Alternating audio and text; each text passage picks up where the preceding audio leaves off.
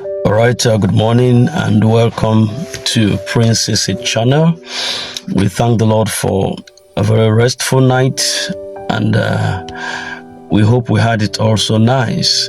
The goodness of the Lord is ever present with us, and the Lord has been faithful in all his house for us to have our being and also have strength, sound mind, and a better future ahead of us. It's the gift of God, is the work of his fingers, and we thank the Lord for this blessedness in our lives. May his name be praised in Jesus' name.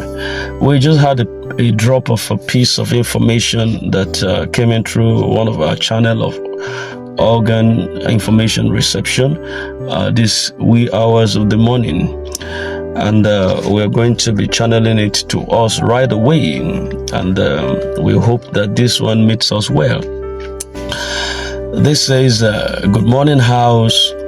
We expect disbursement to take place today's night, the 2nd of February 2025, as contained in the notification letter sent by the Central Bank of Nigeria to the stakeholders and grant handlers late last Monday.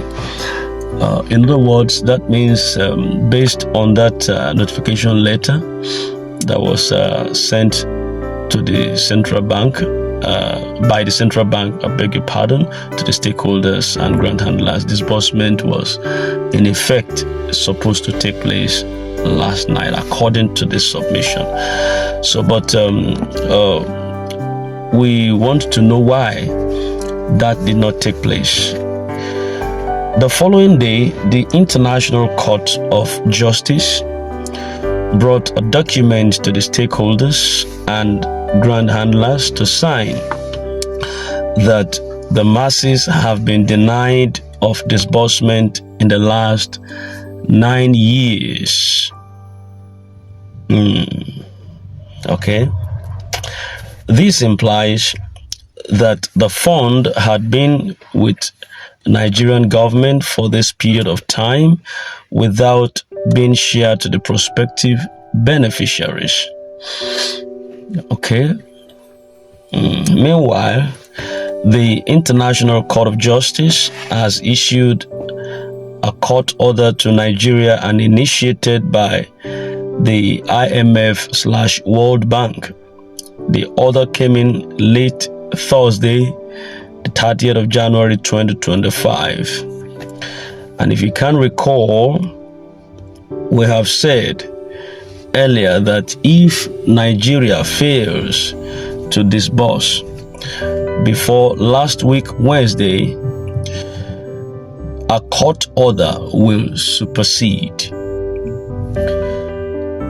Beside not disbursing the fund, IMF/World Bank had not been happy with Nigeria over the slashing of our God-given money done by the latter.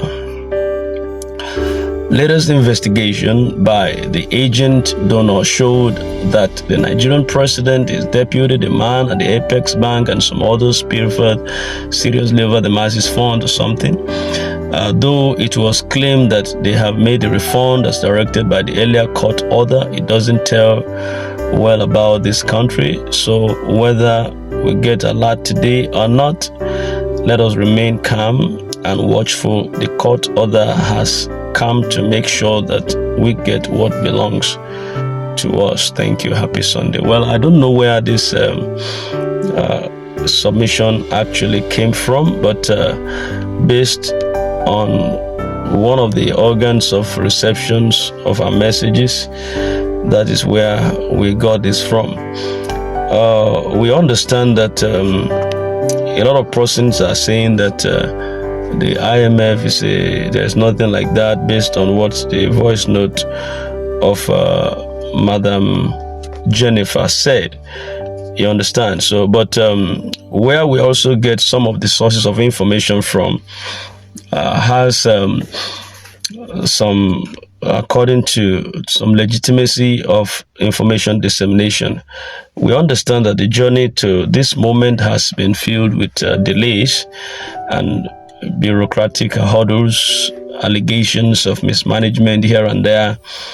But this also is, if this is true, this will be marking a significant milestone in the ongoing battle for justice and financial relief for the masses who have been patiently waiting for their entitlement over this time.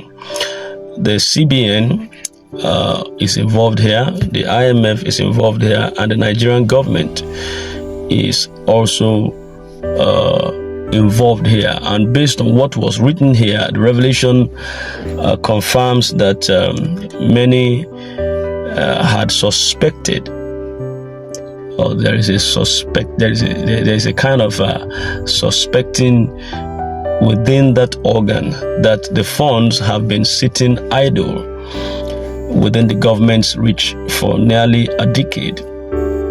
And the implication of these are actually profound, because it raises serious concerns about financial transparency and the accountability of those that are in power. So we also note that based on the last information that was released before now, that the donor claimed that if the government does not release the funds, then the IMF will take over the fund, will intercept, and also be able to deliver to the masses.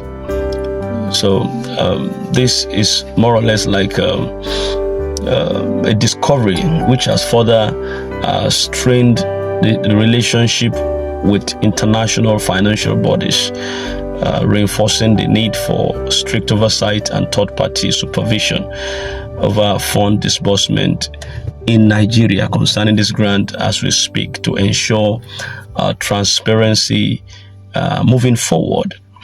So having said that, just a minute, I'll be back with you just in a moment.